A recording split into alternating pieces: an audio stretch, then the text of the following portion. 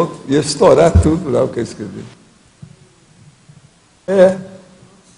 Outra coisa, é só uma página e um pedacinho, são 12 tópicos pequenos. Ele deve ter lido assim, né? Eu já falei, quando eu dou, eu falo assim, leia com calma.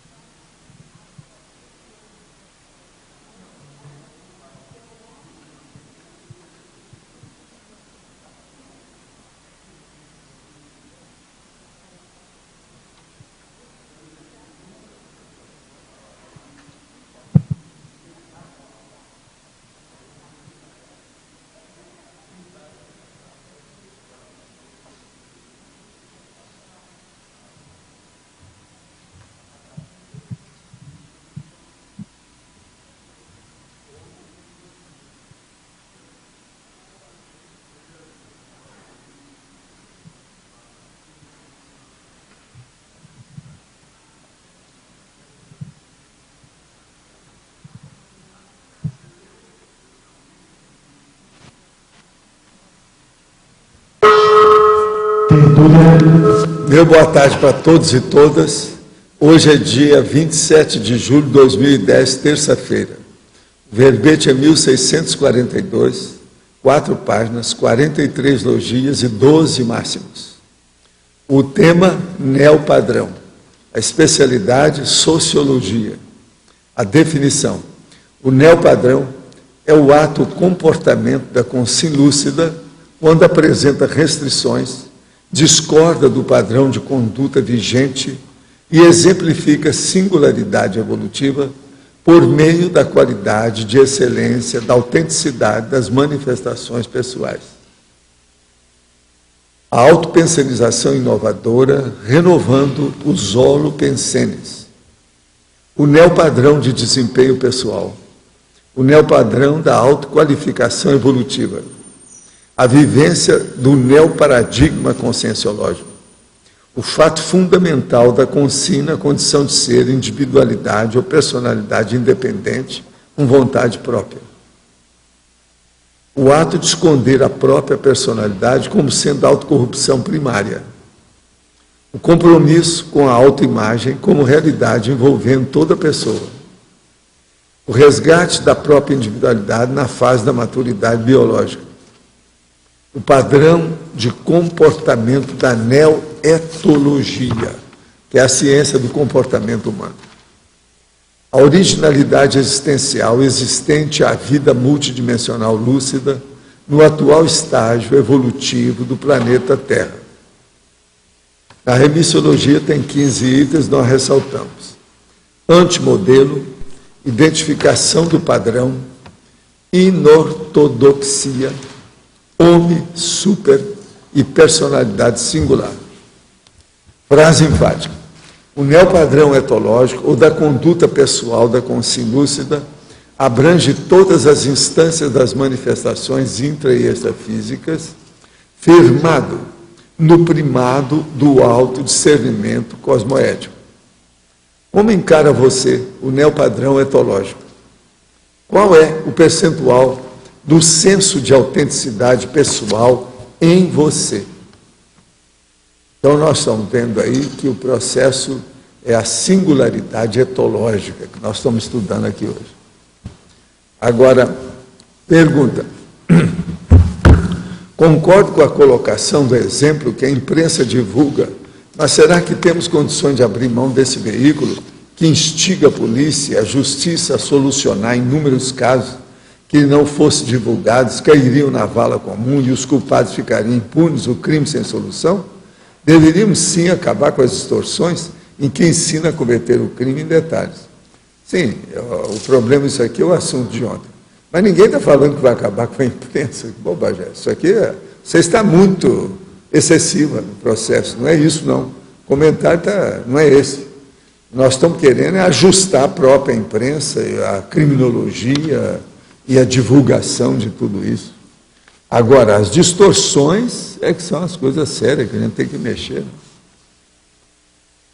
Durante o curso Ciclograma Parapsíquico, no campo energético do módulo de Despertologia, similar ao SCP-2, assim que deitei e fechei os olhos, vi uma figura, penso ser uma consciência, voando no teto do salão. Sua forma era mistura de humano com asa de morcego, o rosto tipo gárgula. Pensei que fosse minha imaginação, mas a sensação negativa ficou bastante forte e pensei, será que só eu estou vendo e sentindo sua energia densa? Foi quando virei minha cabeça para o lado e ele pulou em minha direção, desceu e agachou-se, olhou para o meu rosto e grunhiu. Nossa, aí eu pensei, nossa, ele me viu.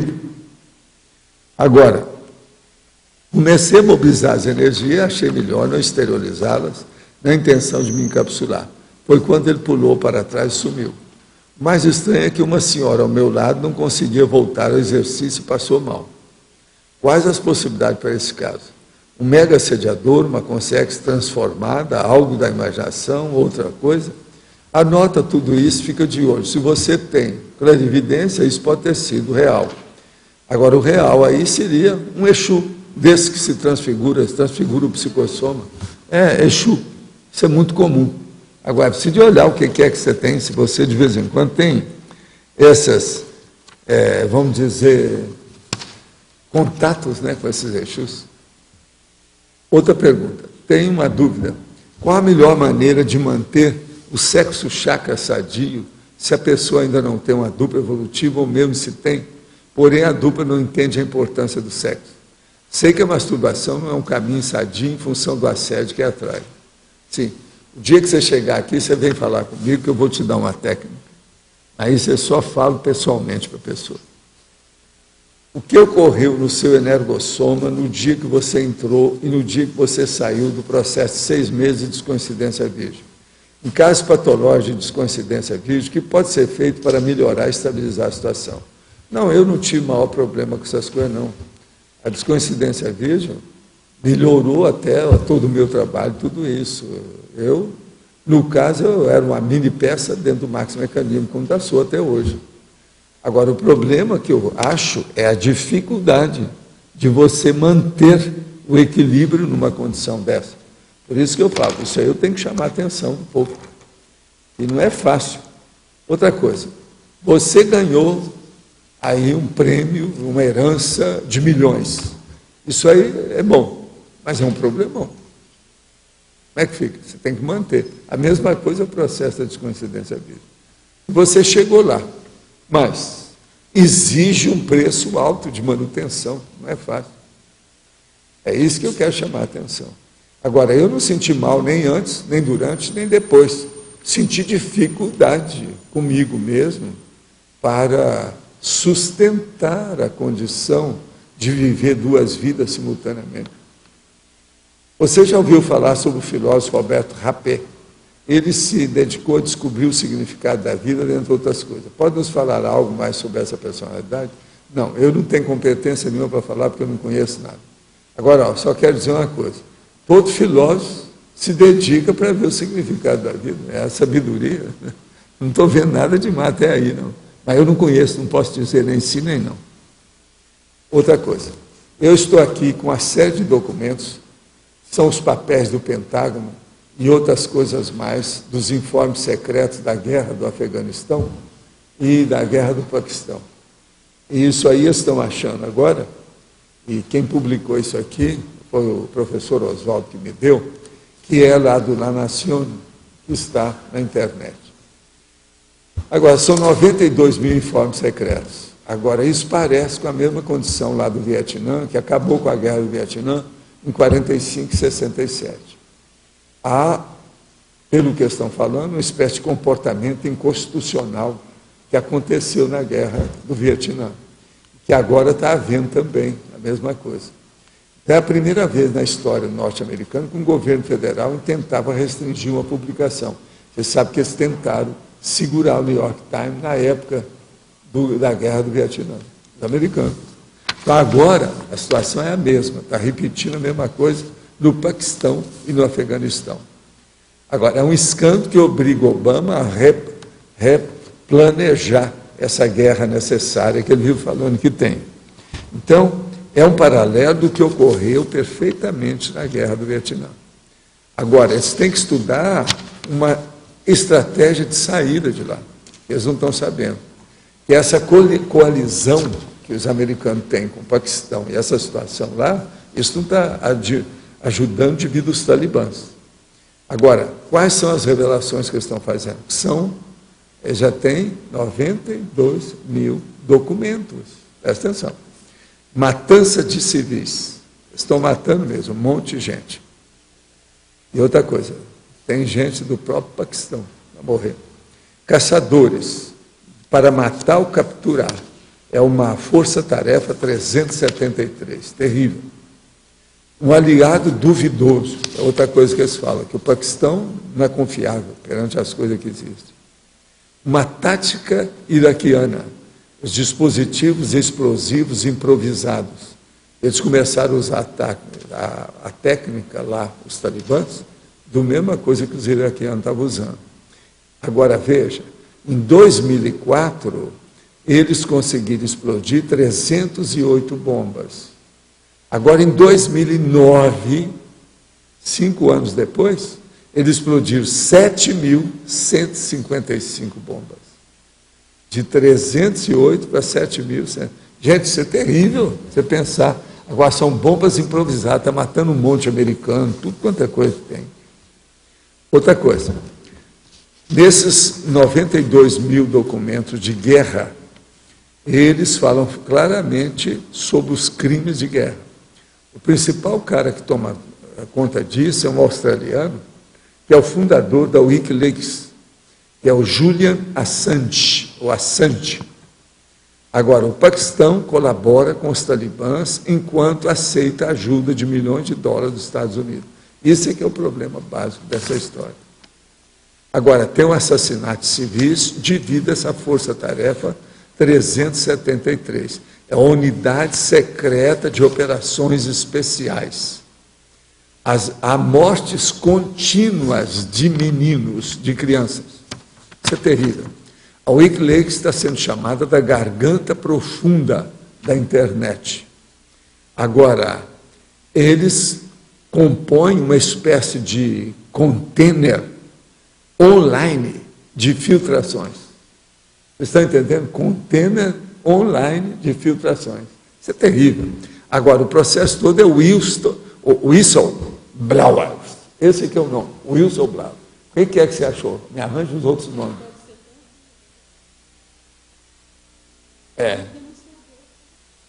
É também um informante mesmo, sério. Eles estão colocando isso, o whistleblower, como sendo os informantes. Então, o negócio é mais sério do que isso, né? Valdo, a meu ver. Sim. esse negócio de que chamam de garganta profunda tem a ver com a referência do caso de Watergate, se lembra? Tem, é o da dona. Por isso eles dão o mesmo nome. O espião, que ele foi seduzido pela prostituta, entende? O profumo e aqueles negócios todos, aqueles negócios. Tem isso. Eu sei dessa história, isso é antigo. Agora, gente, outra coisa que eu queria falar. Isso aqui é um livro que a Graça e eu ganhamos. A autora. Agora, a autora é a Mara Amaral. É aquela senhora que estava aqui com o Gilberto, que é a mulher dele. É a mãe da moça. Ela aqui, ó. Entendeu? Agora, o que é isso? Isso aqui é um livro de viagem que eu vou mostrar para você, feito um diário de viagens. Mas eles gastaram uma nota e foi publicado agora para ver os processos de Brasília, na mesma ocasião. Agora tem muito lugar que eu passei aqui, tudo quanto é lado, e tem as fotos dos lugares. Entende? Tem ela em diversos lugares, etc. Agora, o livro é um álbum tratado de fotografia. É o máximo. Muito bem feito. Eu vou dar aqui, ó, mas eu queria que você visse que você escreveu muita coisa sobre viagem. Aqui está a caixa para colocar. Agora, depois nós vamos mandar para a holoteca. Ela trouxe ontem, que ontem é aniversário da Graça, ela quis dar. Tem também, isso aí vai entrar na autógrafoteca, e tem um autógrafo lá dentro. Agora, que é uma preciosidade, o álbum. Ele é um álbum de fotos, ao mesmo tempo um tratado sobre o processo de viagem. Prática, do ponto de vista prático, um tratado prático. Muito interessante aí o caso. Agora, o livro é rico, precioso. Foi lançado ano passado também, devido aos processos. Publicado agora, mas isso aí também tem os processos de Brasília. Eu penso que tem, né? Porque quando publica assim, se de ver aí como é que foi, onde foi. Ela trouxe para a gente, a Mara. Ela é uma espécie de repórter.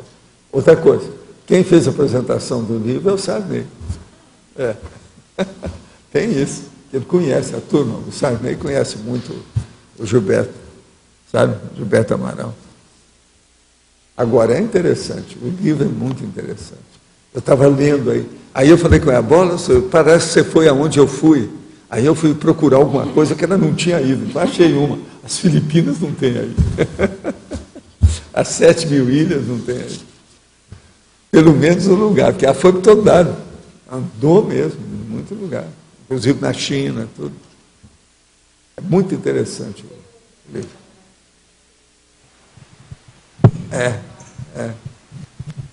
Está muito bem feita, a apresentação é muito bem feita, é no capricho. Ela é muito inteligente, cheia de vida, sabe? Mara. Valdo. Mas, gente, sobre o neopadrão, como é que nós estamos? Pode falar, chefe. Valdo, na antagonismologia, no finalzinho da primeira linha, o senhor coloca aqui o antagonismo, individualismo e egoísmo. Isso é um antagonismo? É antagonismo, sim. Tem até um espaço a mais aí, Individualismo é a sua condição como personalidade. Agora, egoísmo é a parte patológica dessa condição. O que você acha? Sim, entendi. Individualidade é uma coisa, egoísta é outra. Mas aí então não seria... Todo mundo tem individualidade. Todo mundo é individualista numa série de coisas, mas ele não pode ser egoísta.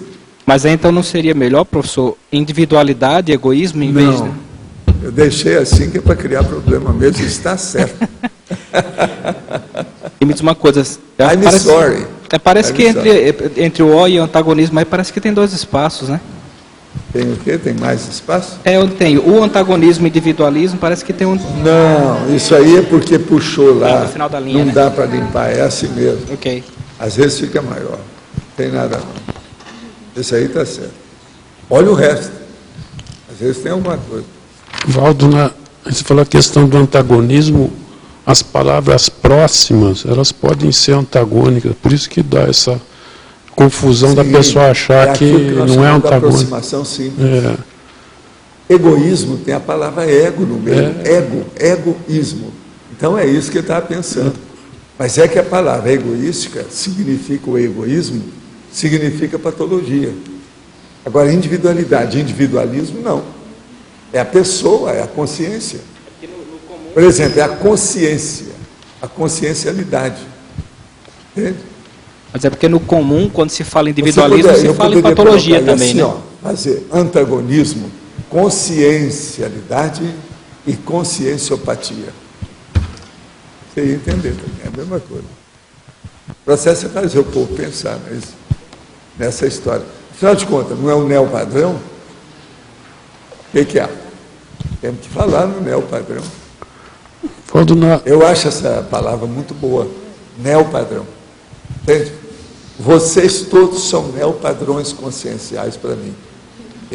A Dulce é neopadrão consciencial para mim. Uma coisa muito séria. Você pensar numa coisa dessa. O Júlio César é um neopadrão consciencial para mim, do ponto de vista do helenismo. Tá certo? Neopadrão.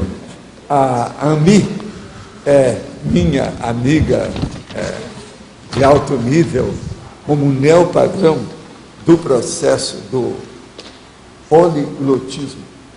O que você acha? Você não pode falar nada. Você pensou que eu ia falar em belicismo? Valdo, só, Não falei. só uma coisinha. Isso aí foi muito sério, hein? Você escapou dessa, hein? Tirou o fio, né? Mas o que era? Eu queria que você desse uma aprofundada em numerologia, porque ela... O neoprotótipo, a neobaliza, a neobitola, o neoestalão, o neocânone, o neomolde, o neofigurino. Se você for olhar, isso aqui diz respeito a várias 7 linhas de conhecimento.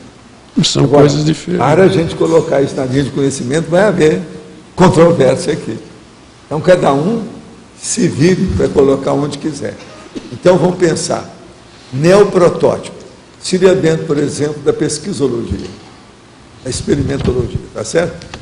Neobaliza seria um processo de verificação e abordagem física, principalmente na prosêmica. Neobitola é quando você vai medir as morfologias, por exemplo, processo, a grossura de um cano, ou o local de uma rua, ou o tamanho do que você vai fazer o asfalto na rua. Neoestalão, isso aí é um processo de patamar. Qual o nível que você vai dar, o grau que você vai dar numa coisa dessa? Neocânone é um processo mais doutrinário, ou filosófico, ou religioso, ou qualquer coisa nesse sentido. Agora, neomolde é um problema de configuração.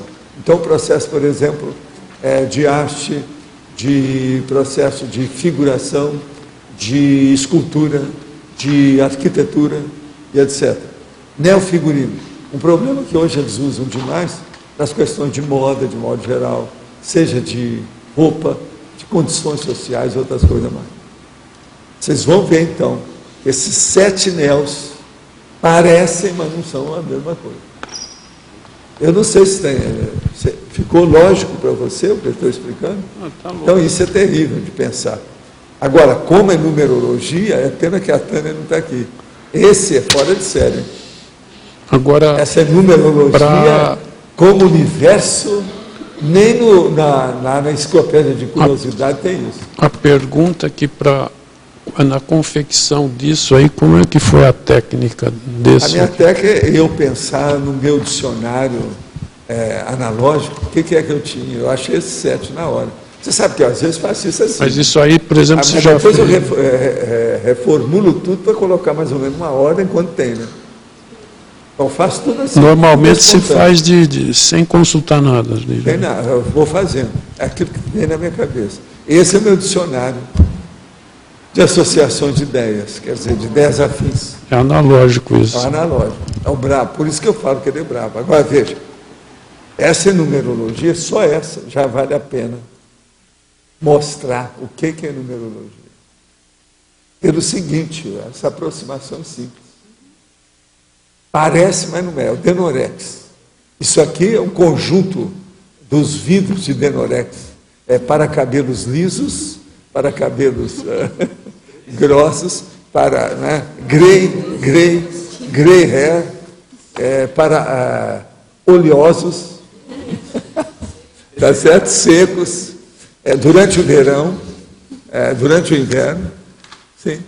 Professor, dentro do tema da sociologia, como a gente faz para buscar o equilíbrio entre o não dar pérolas aos porcos e não ser atendido como privilégio de poucos? Privilégio de quê? Privilégio de poucos, com aqueles que querem um privilégio feito atendimento de rei, sabe? Não, mais o ou menos problema assim. nosso é ver aquilo que você possa esclarecer entre dois extremos. De um lado, a consciência lúcida, e lá no outro extremo, o robô humano, que é aquilo que eu chamo da Robex, a pessoa robotizada. Então, dentro da sociologia, ou da etologia, ou da antropologia, ou da politicologia, ou da conviviologia, olha aí, ó, isso tudo é o dicionário, ideias afins. Você tem que escolher um jeito dispor o que é a consciência lúcida por um lado e o que é o robô humano do outro. É o que eu tento fazer em muitos verbetes. Dentro disso, você está dentro da etologia, dentro do comportamento. Você vai mostrar claramente a realidade que o povo precisa disso. É por aí. O que você acha? Tem lógica para você? É uma saída. Agora, os detalhes de conduta, é preciso ver em qual linha de atividade ou linha de pesquisa, de investigação que você está desenvolvendo. Aí tem que ver. Agora, por exemplo, você olha que só aí nessa numerologia tem 7 linhas que você pode investigar, de etologia. Tá? Agora aqui, recebi de Luciano dos Anjos um e-mail acerca de um assunto polêmico no meio espírita, a identidade real de André Luiz. Isso é bobagem. O doutor falou, não, isso aqui é besteira, tolice, eu não vou perder tempo com isso. Eu respeito muito as opiniões de todo mundo sobre isso. Agora, em seu estudo, Luciano vem divulgando para os amigos, dizer que essa entidade foi confirmada por você. Não, nunca confirmei isso, tem nada disso. Pergunte se você confirma de modo algum, não existe, nem sei esse negócio desse Faustino Esposel que eles falam. O negócio é que eu conheci os processos de André Luiz há muito tempo, o negócio é mais sério. Eu conheci o André Luiz na questão fora do corpo e na psicografia, antes de conhecer o Chico Xavier. E o Chico sabia disso, o Emmanuel sabia disso. Uma outra coisa muito interessante é que ontem nós estávamos no jantar quando o nosso amigo falou de uma pessoa que tinha relação com ele. Você está entendendo? Na hora. Essa pessoa eu conheci. E o nosso amigo tinha convidado no jantar e ela apareceu. Eu falei assim, é essa que eu estou falando, que eu conheci em Ipanema, entendeu? Nas coisas do negócio. Agora, veja, nessa ocasião do que ele estava revelando, ela estava, possivelmente, talvez até com o esposo, lá em Brasília, aquela coisa toda. Que ela mora em Paris. Ele mesmo falou na hora, você viu, né? Agora, essa é a neta dele. Agora, engraçado é que eu comecei a rir outra hora que eu falei isso. Agora, ó, eu, para mim, ele está ressomado. Já. Vendo pelas coisas que eu vi. Devido a essa turma que apareceu aí, eu vi isso aí através das coisas que eu senti com o espartano, que veio, você sabe, que o Juscelino e tal. Negócio. Estive e estou ajudando um amigo que perdeu tudo em sua vida. Era casado, boa vida, graduado e bom emprego. Por aventuras sexuais, traiu a esposa e caiu no mundo das orgias. Acabou perdendo tudo, família, amigos, motivação. Resolvi ajudar, pois o fim dele seria morar na rua. Tem uma empresa e consegui arrumar um emprego para ele. Vejo que ele está muito perturbado, chora muito, está muito arrependido por tudo que fez. Percebo que está muito assediado, principalmente pelas consciências afins sexuais. Gostaria de saber se o professor pode me orientar como posso ajudá-lo a voltar a ter uma vida social e fazer com que ele ganhe motivação e volte à realidade. Olha, aí é necessário ver o que está se passando mais diretamente com eles. Tem que fazer. Leve a um psicólogo ou um psiquiatra para ver a situação dele com calma. Porque não adianta eu falar assim no escuro, se a pessoa está numa condição dessa, preciso de fazer uma anamnese. É necessário a gente ver semiologicamente como é que está a pessoa, fazer umas perguntas em cima do lance, pontuais, aonde precisa, para ver o que ele precisa, em matéria de remédio, vamos dizer, conduta, comportamento, exercício, talvez, alguma coisa nesse sentido. Poder-se-ia considerar na interdisciplinologia a ortopensenologia como outra disciplina? E a respeito da culturologia, a didaxia ortopensênica, se quiser pode pôr. Se nós formos colocar orto, a gente vai colocar em tudo que seja mais ou menos neutro ou mais ou menos homeostático. A maioria vai entrar. Por isso que às vezes eu não ponho, mas é um caso para se pensar. Em minhas projeções, nunca me aconteceu de sair do corpo e ficar andando pela casa. Sempre vou para alguma dimensão e voar sempre foi regra. apesar de me esforçar, não tenho controle de quando conseguirei fazer uma. E faz tempo que não consigo fazer. É possível conseguir um domínio do processo a ponto de torná-lo instantâneo ou ele sempre é aleatório? E dentre os vários métodos, qual o senhor acredita ser o mais eficiente? O melhor é aquele que você se adapta com ele. Esse é o melhor método. Mas agora, tem uma coisa que é melhor do que isso tudo. Faça projeções assistidas pelo amparador. É a melhor coisa que faz. De modo que fique amigo e cultive amizade com o amparador. Isso é o ideal para melhorar a projeção. Você poderia explicar melhor quais são os tipos de assédio que sofrem as pessoas que se masturbam com frequência? O assédio principal é a chupança energética. Tem vários nomes para isso aí, mas o nome é vampirização energética e outras coisas mais, né? Nesse sentido. Agora, o que a pessoa sente com essa vampirização? Eles pegam a energia da pessoa a partir do processo sexual e das emoções que ela tem, mas pegam e aquilo começa, ela vai sentir, vai se ressentir daquilo no lugar de menor resistência que ela tem. De modo que isso aí ela tem que começar a pensar e ver. Cada pessoa pode ter, naquele ponto fraco maior, aí aquele pior. Tem muita coisa nesse sentido. De modo que não é nada bom. O processo de sexo é terrível, porque tem determinados minutos ou segundos do processo de orgasmo, essas coisas todas, que a pessoa às vezes perde um pouco a lucidez. Aquilo lá não fica muito normal, devido ao processo da excitação, do sistema nervoso todo, que está com aquele relaxo do orgasmo. Isso aí é um problema. Então, acaba todo o processo de defesa, esse negócio todo. E aquilo piora também na questão da mentalização, imaginação, fantasia, isso tudo piora. É aí que o exupensene dos assediadores funciona.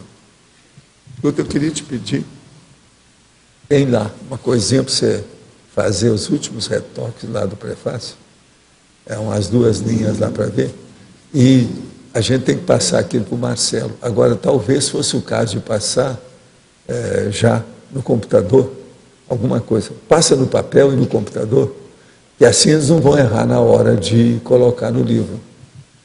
Eu, meus negócios é o seguinte, eu olho tudo, acento, ponta, etc. Então, espaço em branco. Eu dou muito valor para o espaço em branco.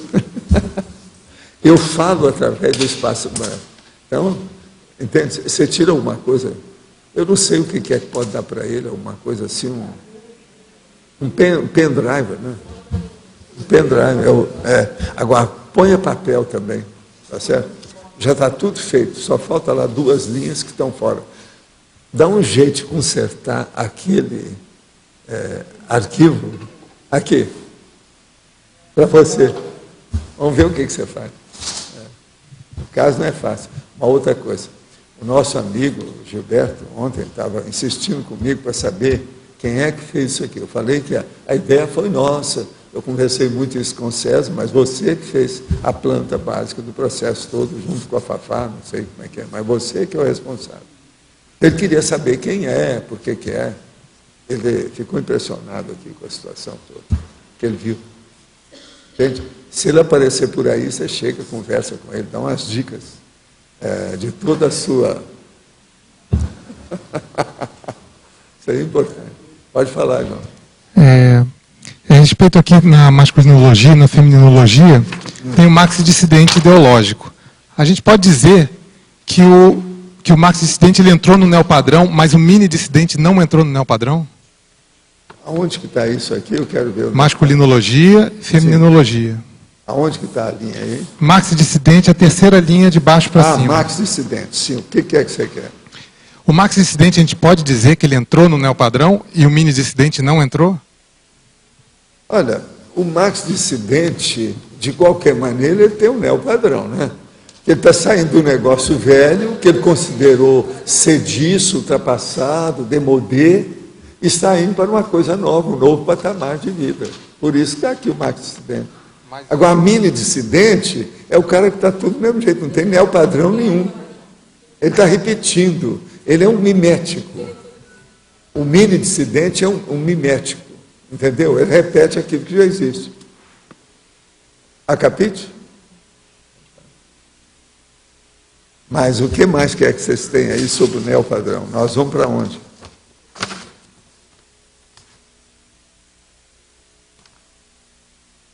Olha, é bom vocês guardarem que é neopadrão, não é léo-padrão. Quer dizer, padrão do Leonardo, não é isso, tá certo? Ou padrão do leão. O Leonardo não está aí. Mas não é o padrão do leão, que Léo é o leão, né? Então, é neopadrão. Então, é o padrão do neo, tá certo? Professor, aqui no A, na sexta linha em fatologia, dá para explicar melhor o item, a automutilação não é apenas... A automutilação não é apenas física, podendo ser consciencial e até atrofiadora da personalidade. Isso. Sim. Automutilação é uma coisa muito séria, porque começa pelo seguinte: eu já vi pessoas que perderam um dente, e ela sentia dor naquele dente, sendo que não tinha mais nada ali para doer. Já tinha saído tudo, raiz, tudo isso. Eu, como dentista, vi isso. Outra coisa, eu vi pessoas também com a chamada dor fantasma. O cara cortou a perna e sentia a perna, tudo do mesmo jeito, com o processo. A explicação que a gente tem isso é o holossoma devido ao psicossoma. Ele continua, né? Então a coisa existe. Agora, isso é uma mutilação que a pessoa está sentindo. Agora pensa, isso aí do ponto de vista físico, mas pode ser consciencial. Nesse caso, é consciencial. Agora, atrofiadora é a hora que a pessoa mutila algumas coisas que atrofia também a própria personalidade dela.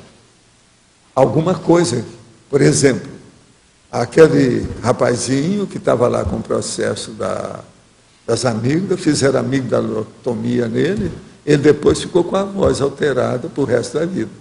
O timbre alterou, etc. Aquilo diminuiu a personalidade dele, porque ele começou a falar mais fino, alterado, o timbre foi embora. Isso piorou o processo dele pensar, dele sentir, dele reagir perante a vida. A personalidade dele também foi. E assim tem um monte de casos. Só você começar a estudar aí que você vai ver. Eu estou dando aqui o geral. A automutilação não é apenas física, podendo ser consciencial e até atrofiadora. Ela vai atrofiando o processo. Quer dizer que a automutilação física, ela provoca também uma automutilação consciencial. Isso. E pode ocorrer uma automutilação consciencial apenas? Pode.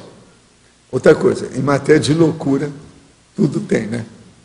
Então tem pessoa que acha que tem outra coisa no corpo, tem isso, tem aquilo. Agora, o melhor da história é que às vezes a pessoa tem mesmo. Às vezes isso que eu chamo de paramicrochip. Mas isso é raro. O mais comum que tem é a pessoa sentir coisa que não tem. E ela pensa que tem. Entende? Isso tudo é a fantasia, a imaginação, processo sério. A gente tem que fazer a superintendência da imaginação e a superintendência também sobre o psicossoma e até sobre o energossoma através do discernimento do mental soma. De modo que o mental soma tem que gerir o resto, senão dá para trás. Essa é a gestão consciencial inteligente. Sem isso não existe. Esse é o caminho. O que você queria?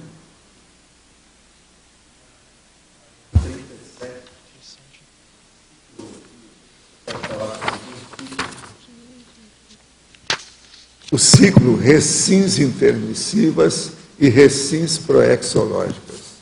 Vocês têm que notar o seguinte: em tese, todo mundo aqui que teve o curso intermissivo deve reconhecer com lógica que a reciclagem consciencial começou pelo curso intermissivo. O curso intermissivo é o maior instrumento reciclador que eu conheço. Todo mundo. Agora, por quê? Porque ele compõe um conjunto de condições e de ferramentas que levam a pessoa a repensar a vida e a fazer reciclagem. E essa reciclagem, antes de tudo, devido a ele ser dado extrafisicamente, é dada do ponto de vista intraconsciencial. Então, é uma reciclagem intraconsciencial, uma recim. De modo que a recim extrafísica, pré-ressomática ou intermissivista, a maioria aqui que fez curso é obrigada a receber aqui. Por que vocês estão aqui? É devido a isso. Foi feito a recim, alguma coisa foi feita. Agora, o que é que nós estamos fazendo agora? O que vocês estão fazendo aqui? Vocês estão tentando aprofundar essa recim.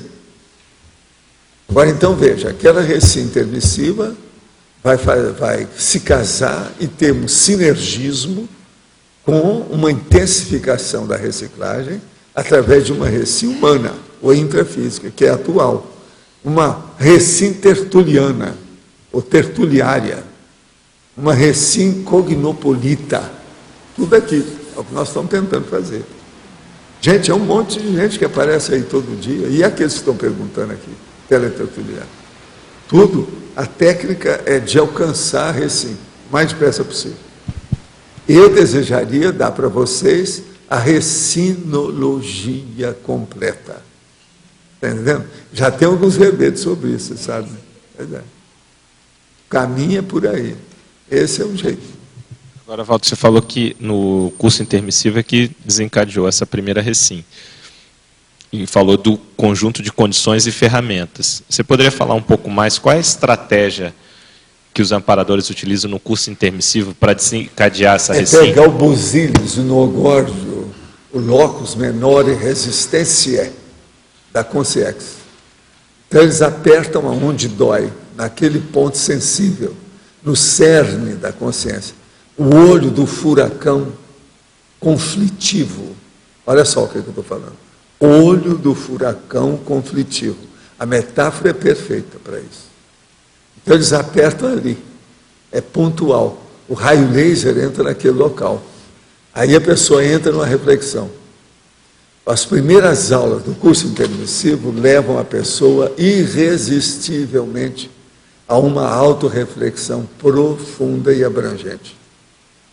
Ela fica, às vezes, desacisada, quer dizer, desassossegada, desorientada, até ela cair em si para ver o alcance daquilo. Tem algumas que não gostam nem de falar nada, não quer entrar em contato com ninguém, ela está pensando. Ela tem que decidir o destino dela perante ela mesma. Então, veja, curso intermissivo, antes de mais nada, é um combate à autocorrupção e ao autoassédio e à falta de autocrítica, que é uma loucura. Você está entendendo a lógica disso? É só pensar que vocês vão entender como isso é racional. Agora, são os parafatos da intermissão. Os grandes parafatos. Eu queria entender, mais ou menos, se você pudesse até ilustrar com algum exemplo. Lá no caso do Cristo Espera por Ti, lá o Zéfiro põe a imagem para a Roselaine poder visualizar toda aquela história e no final compreender a situação dela. Às vezes é dessa forma que eles fazem, quer dizer, eles trazem... Não, ali foi um caso especial, para eles entrar com maior profundidade. E outra coisa, às vezes não precisa de tanto. Você dá 10% que a pessoa já viu tudo. Mas eu queria entender assim... Porque a maioria dessa turma toda é polivalente. Então, mas assim, os amparadores, obviamente, eles têm a paratécnica disso. Tem. A gente poderia falar... O negócio é o que eu falei, é o nogórdio. Então, esse nogórdio... Cada um é diferente do outro, não adianta juntar. Para desencadear a autocrítica da pessoa nesse sentido, eles poderiam apresentar, por exemplo, as consequências nefastas que aquilo causou nos outros? Né? Mas isso é mais do que óbvio. Mas, ó, o que eu sei é o seguinte, 5 irmãs viveram uma certa época, que não fazia muito tempo, juntas. Elas, então, estavam mais ou menos dentro de um certo nível, assim, ó, com um processo sinuoso, não reto, sem hegemonia, ou sem isonomia, sem linha reta, mas uma linha recurvada e sinuosa, mas preparadas para fazer o curso intermissivo. As 5, nenhuma das 5 tinha o nogórdio igual. aquele ponto nevrálgico mais sério de cada um era diferente uma da outra. Agora, tudo pelo seguinte, uma boa parte na questão delas, tinha alguma aspiração não concluída, algum sonho dourado de consumo evolutivo que ela não conseguiu. Entendeu? E olha, e outra coisa, cada uma tinha um jeito. Você sabe. E só mulher, hein? Só irmãs. Elas viveram, tiveram uma vida até bem assentada, por isso que foram convidadas para ir para o curso intermissivo. Mas agora o que eu sei é isso. Isso aí me chamou a atenção, porque eu vi eles conversando a situação, então eu perguntei mais. Não foi no Brasil isso não, foi fora daqui que elas viveram. Agora, foi num período que funcionaram. Agora, tinha umas que tinham problema de um tipo, a outra tinha de outro, etc. Agora, processo emocional havia com as três sérias. Outros não era bem processo assim não.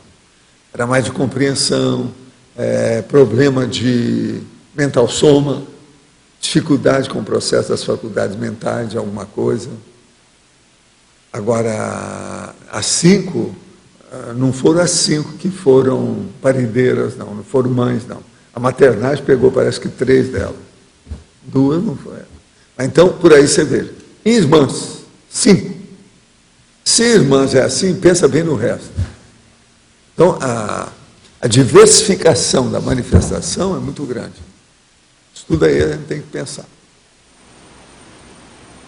Agora, pensa bem o que é que seria.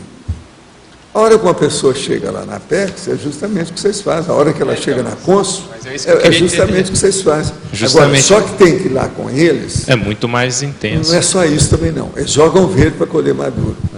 Como porque quase sempre eles sabem mais do que aquilo que eles perguntam. Você não sabe tanto assim, nem eu. Não, a gente sabe menos do que a gente acha. Nem a Consul. É o contrário. Mas eles sabem mais. Então, eles sobrepairam. É um negócio de sobrepairar. Presta atenção. Eles sobrepairam o processo a partir de todos os elementos que eles têm, vamos dizer, a parapsicoteca, você está entendendo? O processo do estudo mais amplo, o problema de começar as abordagens todas já diretamente com o psicossoma.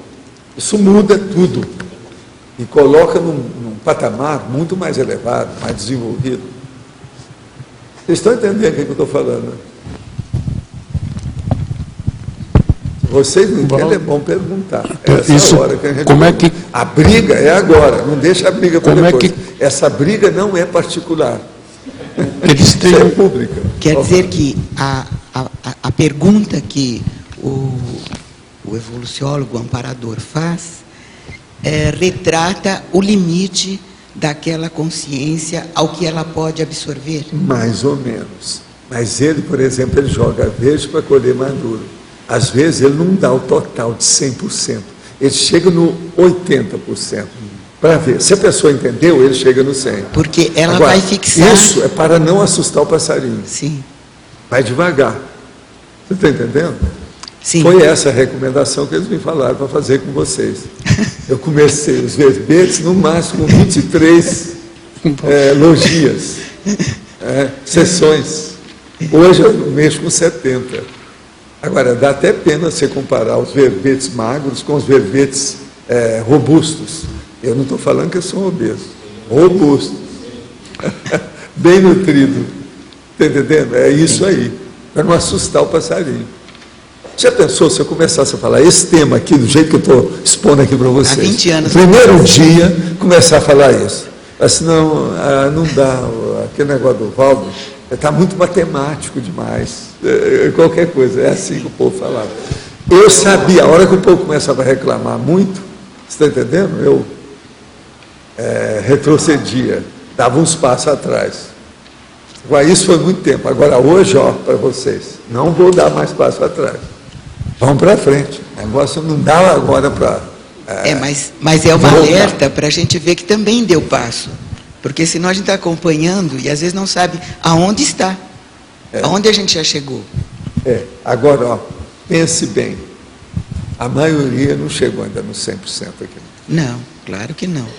Mas Está não- fazendo força. nem saber aonde Agora, os chegou, se foi 70%, 40, eu acho 50. que a turma que está estudando mais já tem, né? Uns 70%. Já sabe. Você já tem 71%. Que ela estuda demais dentro do processo e está especializada, né? Com açúcar, até eu. Mas 71% de quê? Assim? Não, para entender, o que seria? É cons é o quê? De entendimento da sua área. E a maioria que eu acho que você tem mais ou menos isso é aquele fenômeno lá do nosso amigo Anderson. Ele mostra que isso afeta até o autopensando que você está. Eu captei isso. Agora, eu não tenho culpa quando as pessoas que eu capto uma coisa e a pessoa não capta. Mas eu explico. Às vezes a pessoa admite, você admitiu. E ela também viu a situação, como é que foi. Agora, isso mostra que você tem. Agora, o seu problema é que você está resolvendo os adventícios. Raciocina nisso. O caso dela, por exemplo, se ela tivesse as 5 irmãs, o caso dela seria os adventícios. Entendeu aí? É uma coisa muito séria.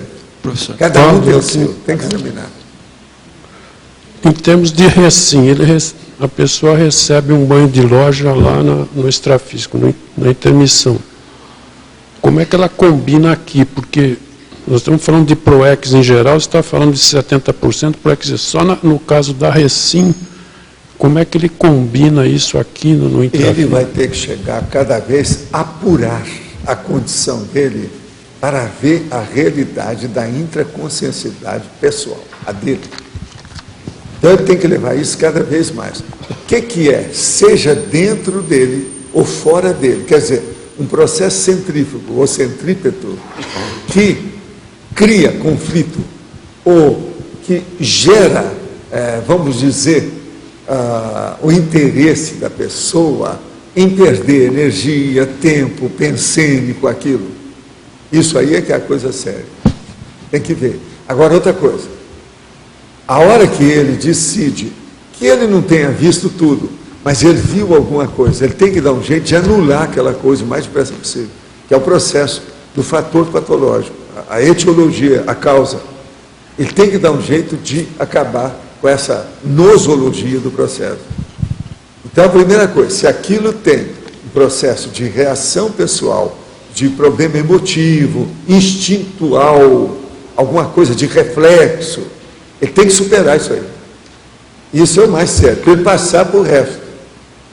Então, enquanto tem problema muito pessoal que diz respeito a processos intrínsecos, íncitos, do processo, por exemplo, seja a reações do sentido somático, os processos das faculdades mentais, ou as deficiências parapsíquicas, ele tem que dar um jeito disso primeiro, para depois ele pensar naquilo que transborda, que mexe nos outros. Por isso que eu falo, na hora que o seu processo são os adventícios, já é uma grande coisa. Já está fora do seu micro-universo consciencial íncito. Entendeu? Já não está dentro do território. O parâmetro é outro. É extraterritorial. Então você já atravessou a fronteira. Seu problema está fora. Já pega outros. Agora é lógico que tudo isso adventício, a relação que você tem com a pessoa. 1, 2, 3. Processo do passado, o problema da familiaridade, ou no caso aí da parentela. Seu caso é parentela. Professor? Agora, é muito engraçado. Outra coisa que é no seu caso é a geopolítica. Se você não tivesse cuidado e nem pensasse muito, você já tinha esbarrado ou derrapado na banana, na casca de banana da geopolítica. Devido ao processo que fica um lugar, um no outro. Raciocínio. Professor? Mas é o caso Você está começando a superar essas coisas todas, pouco a pouco. de resolver os próprios problemas de recim próprios para depois resolver dos outros. Não é. Você leva tudo de eito, tá? De conjunto. Você vê aquilo que você reage melhor. Depende do que é o seu jogo de cintura. Qual é o seu potencial, o seu talento, o dom que você tem para superar isso ou superar aquilo? Você tem que estar escolhendo. Agora, tem que lembrar que, de modo geral, eu estou generalizando para o povo, estabelecer o neopadrão. Estabelecer isso, que intraconsciencialmente é muito importante. Começa por aí. Agora, às vezes a pessoa ainda não dá. Ela tem que acabar com as coisas de fora, para depois acabar com essa de dentro. Mas ela está ciente de que aquilo é o mais importante, que ela não tem ainda capacidade de trabalhar hoje. Pode então ser. Ela está adiando sine die, uma coisa stand-by, deixando o negócio fazer o cozimento em banho-maria. Eu não sabia que podia ser primeiro de fora, em certos casos. Não, às vezes pode, porque é o jeito que aquilo está tão alinhavado com você, a costura está tão grande dentro da situação, que você não consegue tirar aquilo nem da cabeça. E outra coisa, vem as reclamações, os clamores, os pedidos, os interesses, tudo de fora sobre você. Uma outra coisa que eu quero dizer, só para significar o sumário dessa história toda. Um negócio muito sério, na síntese disso, é que tudo tem a consciência nisso. As consciências de fora, aquelas do nosso grupo evolutivo, aquelas que têm mais relação com a gente. Agora, por exemplo, na hora que você atende tudo isso, mas que você não deseja cortar, nem estabelecer solução de continuidade no trabalho que você tem com a gente, isso mostra que você já viu o alcance do processo todo. Na hora que você viaja e continua fazendo o negócio à distância, não, eu não quero perder, nenhum dia, não pode. Você lembra você ficava fadigada com isso. Não sou eu, é você. Quer dizer, ela viu o alcance. Está entendendo? Agora, por isso que eu falo, uma pessoa começou a mexer mais com o mental soma, na questão da conscienciologia, amplia todo o processo de abordagem. Tudo fica mais refinado. Em matéria de detalhe da abordagem, sabe?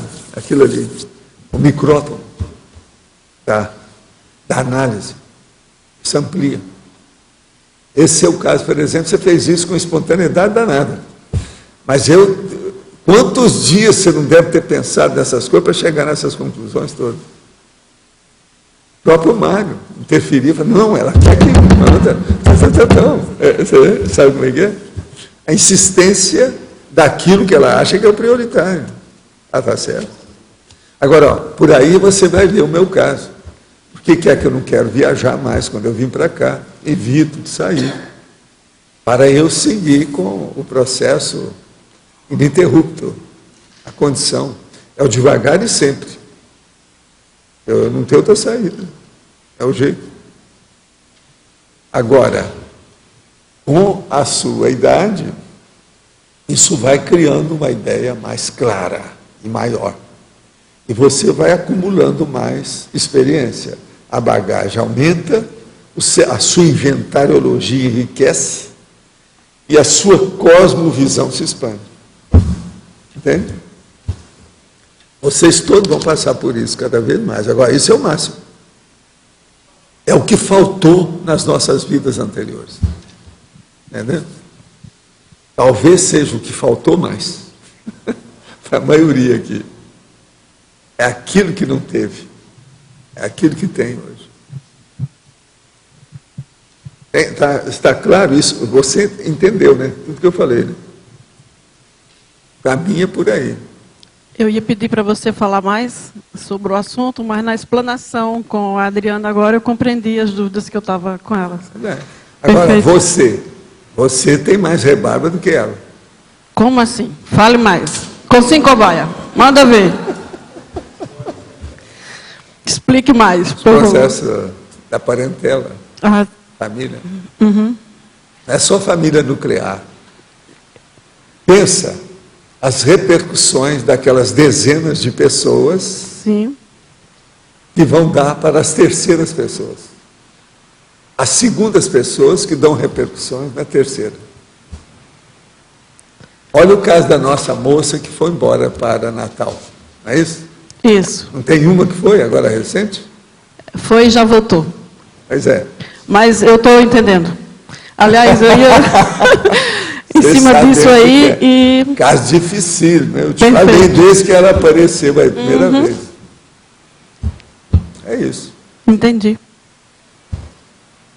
Ela aqui, ó, não tem filho. Os filhos dela são os verbetes, essa coisa toda. Tem sua razão de ser. Uhum. Você entende? Entendi. Agora você não, você está lá dentro de um. Seu pilotis mor. Piloti mor da construção. Tem outros nomes para isso, né? Na arquitetura. É o pilar, não, mas tem outro também, é o esteio básico. Os pilares de fundação. Tem uma opção de coisa. Pau da barraca é a serenona. Mas olha, na fatologia, última linha, explicite melhor qual é o preço do pioneirismo evolutivo. Dê exemplo, por favor. Veja, preço do pioneirismo evolutivo. Nós todos estamos com isso. Esse trabalho é enorme. O meu, todo mundo já sabe, o nível de pioneirismo, que a gente é uma espécie de precursor, e outros nomes que tem, né? Corifeu, é o pioneiro. Agora, aonde que é que isso pega todo mundo? Na Verpom. Então, para responder aqui ao nosso amigo, o processo é a Verpom, a verdade relativa de ponta. Ela é a coisa que mais esclarece e que mais cria problema. Tá certo? Como coisa nova. Em matéria de neopadrão, a neo-Verpom é terrível. A gente tem que pensar nisso. Então, preço do pioneirismo evolutivo é você pagar o ônus de saber uma verdade relativa de ponta que a média ainda não sabe. Então, isso você tem que pagar um preço. É o pré-requisito, é aquele período que você passa de garantia para ver o que dá, como é que é. Né? O plano tem vários desses. Carência, a fase de carência, o período de carência, tem isso tudo. A fase de convalescência do processo. Entende? Vocês já viram que negócio tem convalescência, né? Você compra, tem um negócio, mas ainda está pagando, está devendo uma coisa, isso é convalescência. Ainda não foi dado alta. O negócio é só na quitação que foi dada a alta. Isso tudo a gente tem que entender. Tudo é o preço do pioneirismo evolutivo. Outra aqui.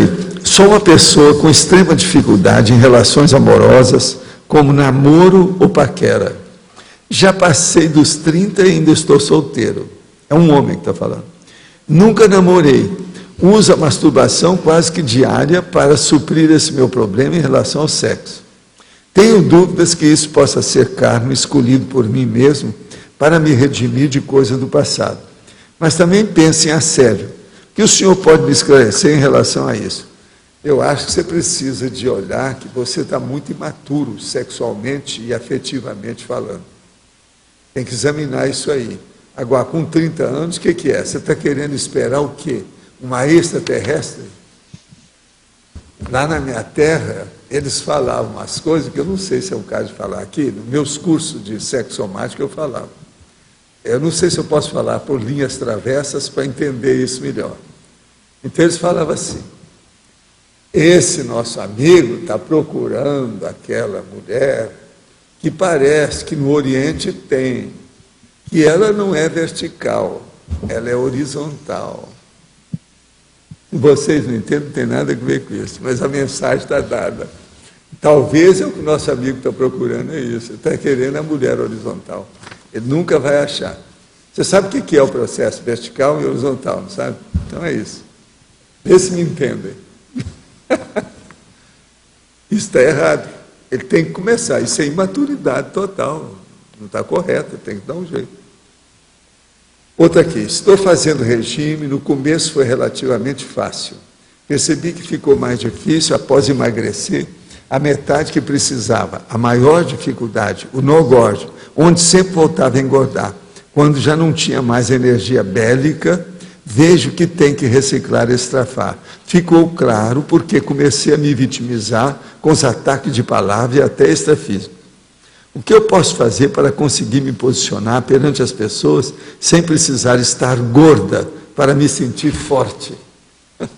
Isso é uma mulher. Agora veja, eu ainda não entendi bem a condição dela não. Mas o caso todo é o seguinte, de modo geral, a coisa séria mesmo é o seguinte, arranje uma esteira aeróbica, ande na esteira e faça uma dieta. Corta tudo que seja excessivo em matéria de aumentar o problema aqui que a gente fala que é a pochete. E veja como é que é a sua situação geral, para você não precisar também de arranjar muito músculo para ficar macha. Vá até o limite dessas considerações. Agora, o problema todo é o seguinte, o peixe, nesse caso, morre pela boca. A gente tem que segurar mesmo a dieta alimentar. O processo é o regime. Esse regime aí é regime alimentar, quer dizer, tem que estudar esse processo. A coisa séria é isso aí. Outra coisa, eu recomendo muito aqui a dieta frutariana, da Consim Frutariana, e diz respeito a frutariano. O frutariano, ele come outras coisas, lógico, legume, verdura e também grãos, aqueles escolhidos pela situação. Mas agora, a parte de fruta é muito importante. Uma fruta é ótima, porque tem certas frutas que você come, ela planifica você. E você, aquilo é fácil, porque muita coisa você nem comeu direito. Por exemplo, você pode chupar uma manga que você praticamente não comeu nada. Você só bebeu o suco da manga, se ela está muito madura. Isso é um negócio seríssimo. Agora, a gente tem que olhar isso tudo, porque, como eu falei, 2 quilos, a pessoa tem que estudar muito. Se ela tem 80 quilos, por exemplo, de peso, ela tem que ver isso muito, porque às vezes é a matéria gasta que está dentro dela. Isso também ela tem que ver aí como é que é. Então, uma coisa séria, banheiro. Ir ao banheiro todo dia. E não é para escovar o dente só, não, para fazer outras coisas. Tanto o número 1 como o número 2. Você sabe o que é número 1 e número 2, sabe? Então não precisa a gente falar. Isso é importantíssimo. Para fazer o quê? Desintoxicação. Porque o processo da intoxicação é um fato. A pessoa tem que desintoxicar. Uma outra coisa também. Melhora a cabeça para a elaboração de pensamento. Melhora a disposição física da pessoa. A constipação intestinal paralisa isso tudo. Além de dar intoxicação geral em outras áreas da pessoa. De modo que aqui no caso aí, precisava da pessoa ver. Se ela já foi nutricionista, já sabe como é que é, leva isso a sério. Uma coisa que eu uso e indico é a pessoa anotar tudo. Anote qual é a sua vida gastrosomática, do gastrossom. Qual que é a vida? O que é que eu posso comer, o que eu não posso? Que remédio que eu posso tomar, o que eu não posso tomar? Que bebida que eu posso, que bebida que eu não posso? Outra coisa, o povo tem muito tabu a respeito de bebida e de comida. Um dos tabus que eu acho maiores, e que o povo não fala, é o processo da água. A água, gente, é o máximo. Não são as bebidas que são o máximo. Não são sucos, ou bebida gasosa, ou qualquer coisa, ou bebida alcoólica, ou refrigerante, ou energético, que é bom, não. A água é uma grande coisa. E a água não tem sabor. Não tem molho, como diz o cara. Não, eu gosto de água que tem molho. Por isso que é que eu tomo essas bobagens. Então, vai tudo por água abaixo. Então, uma coisa séria. Eu tomo água há muitos anos, já. Eu não sinto falta das coisas. Eu não tenho tentação, o povo está tomando isso, tomando aquilo, nada. Agora, é lógico, o suco que você possa fazer por você, porque eu não confio também no suco de fora. Isso é um perigo. Hoje em dia, até aquele cara que estudou demais isso aí que eu falei para vocês, que apareceu na televisão, ele falou, tudo que tiver muito trabalho bioquímico ou tecnológico em matéria de comida, evite. Está certo. Não é problema de glúten e outras coisas mais do que isso. Quando está muito elaborado.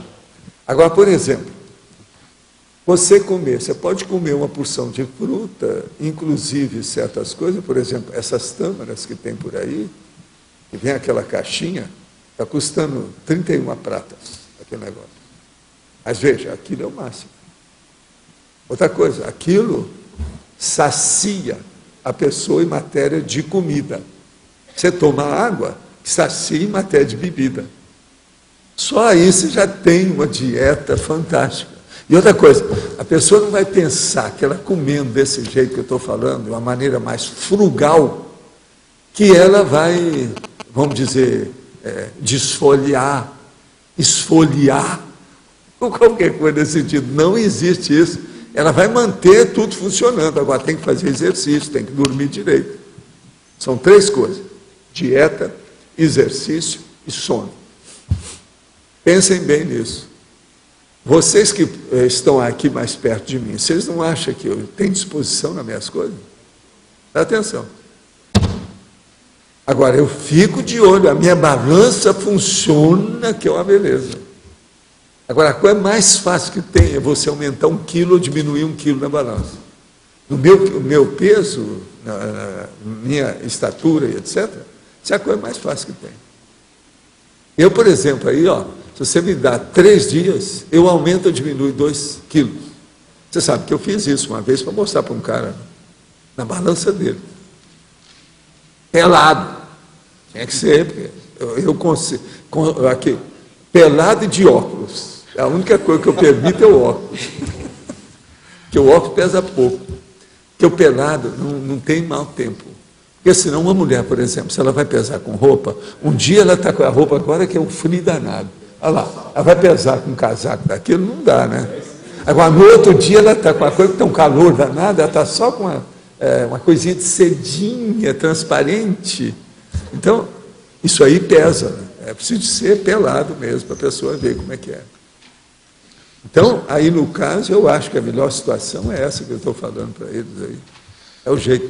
Agora, a pessoa tem que se dedicar uma temporada a essas coisas. Isso aí não pode ser feito assim, de qualquer maneira, não. Valdo. Dieta é uma coisa que a gente tem que olhar. Agora, para quem está começando, tem que olhar um médico e um nutricionista. E outra coisa, arranjar algum aparelho, alguma coisa. Ou um personal trainer também. O personal trainer é uma coisa boa, né? Às vezes. Nós tivemos aí essa semana personal trainer aí conosco. Eu já atendi um deles, especializado, alto nível. Valdo, aqui no verbete, você, em vários momentos, está falando da questão da autenticidade. Ele está permeando aqui o verbete do neopadrão. Mas você não, pelo menos assim do que eu pude ver, não quis explicitar bem essa relação. Você poderia falar mais disso? Autenticidade e neopadrão? Você arranjar alguma coisa que é uma coisa nova, mas que não seja genuína, que não seja fidedigna, que não seja autêntica, que não seja veritativa, quer dizer, uma coisa verdadeira. Então, por exemplo, se arranjar um neopadrão ilusório, imaginativo, fantasioso, falacioso, dogmático, está tudo errado. A autenticidade é o combate, aí no caso, ao dogma, à superstição, ao mito, ao tabu, essas coisas todas. Mais uma vez, olha aí o dicionário analógico. Está vendo? Valdo. Hoje eu já falei 3 vezes até agora aqui, dicionário analógico. Se vocês quiserem, de vez em quando eu vou falando alguma coisa nesse sentido para lembrar, né? Mas o que você acha? Você entendeu o que é a autenticidade no caso? A autenticidade, Docha, é uma coisa que é para tudo. Né? Nós temos que ser autênticos. Como é que uma pessoa quer ter um amparador sem ela ser e viver com autenticidade? Não tem jeito. Amparador significa autenticidade. Para ter afinidade com a autenticidade, você tem que ser autêntico. Não, como é que fica? No ar. Aqui. Na fatologia da terceira linha de baixo para cima, o senhor podia explicar explicitar mais ali o impacto contra a condição antiga. Não é isso? É. Impacto contra a condição antiga. Você sabe o que é isso. Não, eu sei que é, mas Você sabe o que é. Você já passou por isso. Pois é, mas eu quero saber assim, você está falando aqui na condição da pressão. Nessa vida, na vida anterior, há 1 milênio, tudo é a condição antiga. A automimese, entendendo? É a síndrome. Qual que é a síndrome? Da abstinência. Entendendo? Tudo está aí dentro. É um negócio seríssimo. Os nomes que tem, que eles usam na medicina, é reincidência. Tem um monte de nome para isso aí. Reprise. Entendendo? Isso é que tem. É terrível.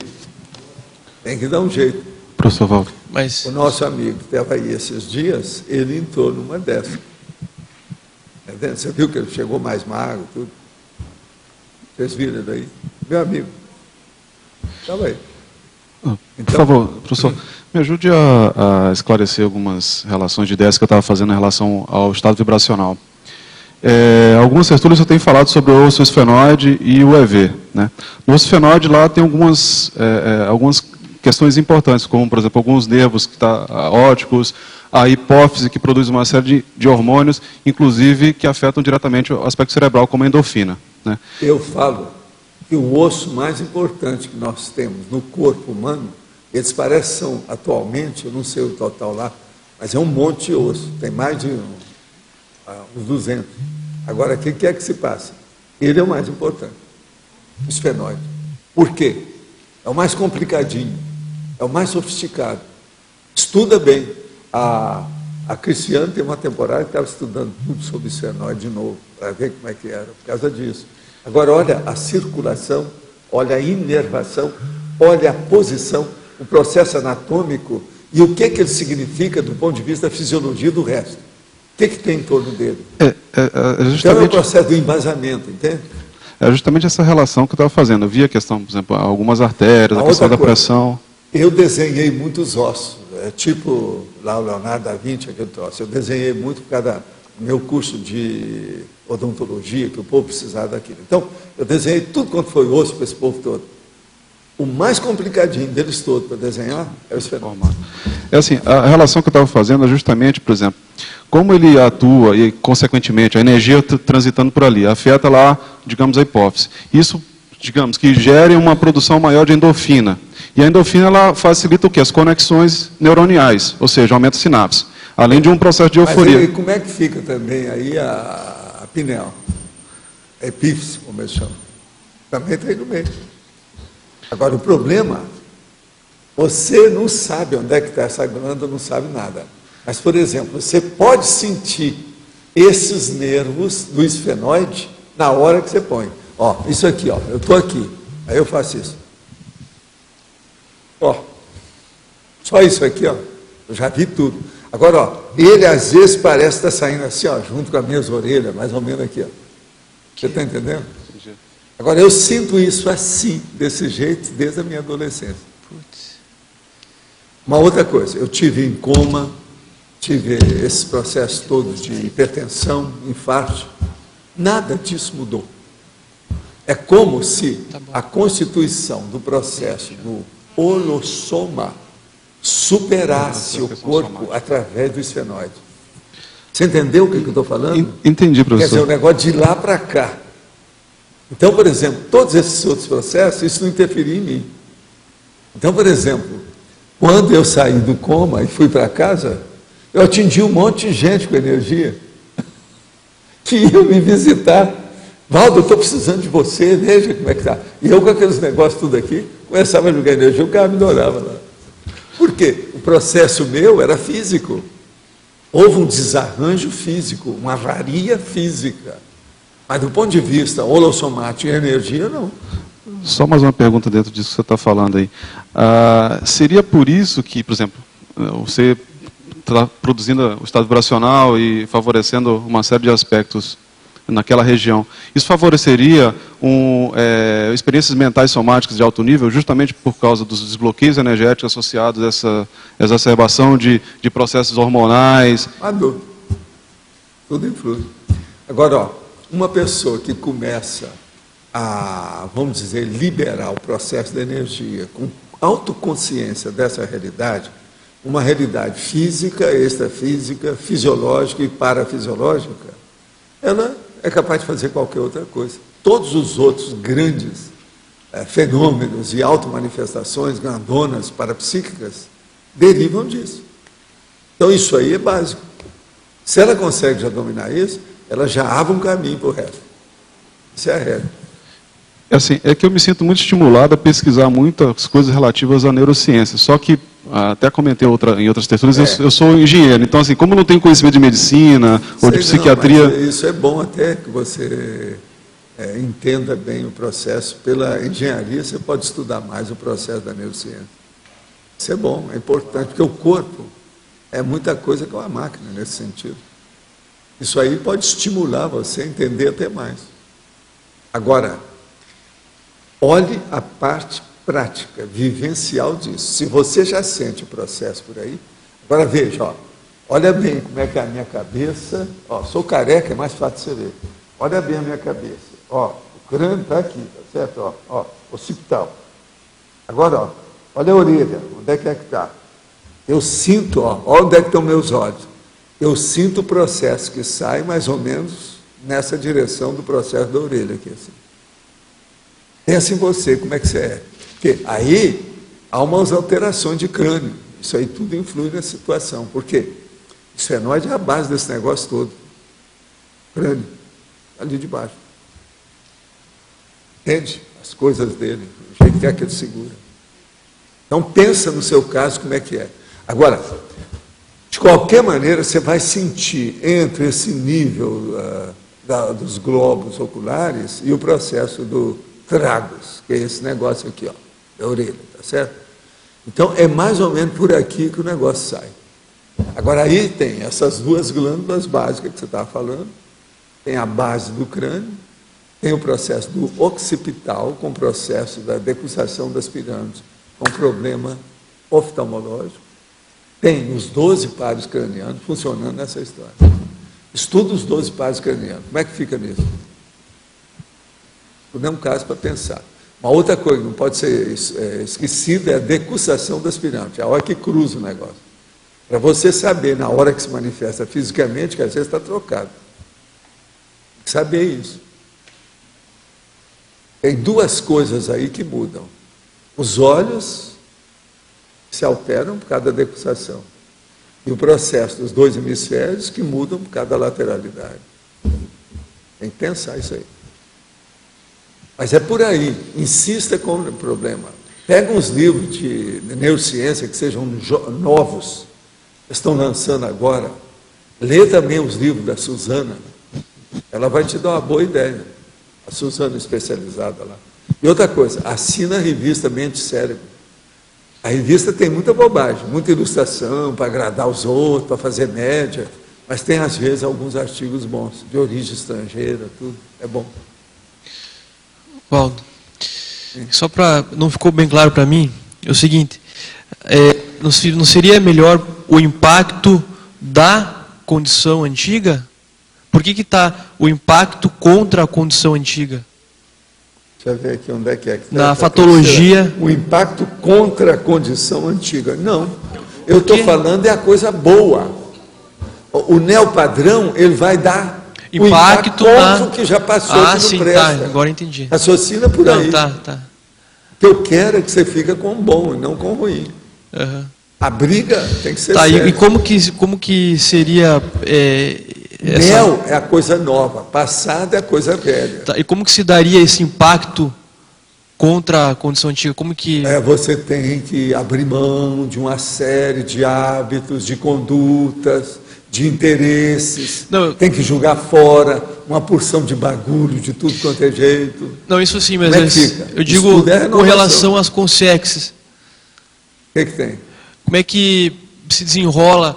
A consciência, a hora que você começa e não dá mais mamar, É. Não tem mais jeito, ninguém vem assimilar sua energia. Você tirou a alimentação, você não amamenta mais o assediador, ele cai fora. Tudo é o corte. O negócio é desmamar os assediadores. É isso que eu explicava muito lá em Uberaba para o povo. Não, vamos desmamar, hoje é dia do desmame. Vamos dar um jeito. Por que tem assim, tem certos casos que o senhor recomenda a pessoa, para acelerar isso aí, ela começar a ter TENEPS, para acelerar essa... Não, a TENEPS é o máximo, né? Nisso. Então, mas e por que é em outros... de todos esses que tem por aí. Primeiro é o estado vibracional, depois é a TENEPS. Em outros casos, o senhor fala para esperar. Exige muito a uniformidade do padrão da vida da pessoa diária. No caso, diuturna. Então, isso é importantíssimo. E por que tem alguns casos que o senhor fala assim, não, é melhor esperar... Porque a pessoa ainda não tem gabarito para TENEPS. Né? Você pega uma pessoa aí que é, vamos dizer, um poste. Você não vai falar para ela fazer TENEPS. Isso é que eu chamo de casca grossa. É uma aroeira. Agora, o aroeira é melhor já que o poste, porque a aroeira tem vida, o poste não tem. Agora, veja, um poste sem luz, quer dizer, uma mala sem alça. Poste sem luz e mala sem alça. Vocês estão entendendo bem o que eu estou falando. Esse, como é que eles vão fazer TENEPS? Está danado, né? Tem que dar um jeito. TENEPS é um processo de vibrar. Tem que haver a vibração, a vitalidade, né? Tem que revitalizar o cosmos. É o trabalho da assistência pela energia consciencial, retirada da energia geral, que é a energia imanente. Muda tudo. Você entendeu, Luiz? O que mais? Fala aí que você ainda está ainda assim. Vai. Vamos. Porque eu já vi assim, a pessoa, por exemplo, ter já um traquejo com energia, mas mesmo assim o senhor fala... Não, mas é porque ela é jejum, né? Ela está começando, isso é normal. Até você dominar alguma coisa demora, tem que haver muita repetição, tem que passar uns dias. A pessoa tem que vir, repetir, em outra circunstância. Tudo faz parte, isso é normal. Agora, tem dois extremos nisso. Tem aquela pessoa que já está gabaritada, mas que eu também raramente falo para ela fazer a TENEPS. É ela que sabe o dia que ela quer. Mas ela já está com um gabarito para isso. E tem aquela outra que essa, às vezes eu falo, não faça, que você ainda não está ainda. Porque não adianta. Se a pessoa vai fazer, ela vai perder tempo, vai quebrar a cara, vai ficar assim muito, vamos dizer, vai receber um trompaço pela frente. Entende? Divide o problema lá depois, né, de ficar preocupado com aquilo, o que aconteceu. Então, o TENEPS, quando a gente começa, é para valer. É para ganhar. Entende?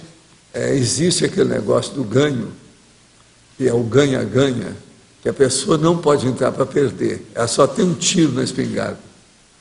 Então, é um tiro só. TENEPS é mais ou menos uma coisa dessa, se vocês querem, para o povão a entender. Entende? É só uma vez, não tem outra saída. Então, tem que começar bonitinho para não dar problema. Tá certo? Agora aqui. Sou bem feliz. Olha aí, não é todo mundo que é infeliz, tem gente muito feliz. Ó. Sou bem feliz, é uma senhora. Mas tenho alguns desejos e tenho lutado por eles. Mas acontece que não consigo realizar nenhum. Sou insistente. Um não dá certo, parto para outro. Não sou volúvel, mas não consigo concretizar mais nada. Minha persistência não tem me valido. Às vezes são projetos até para outras pessoas e não consigo, e fico muito triste. O que será isso? Vocês sabem o que é isso? Né? Como é que chama?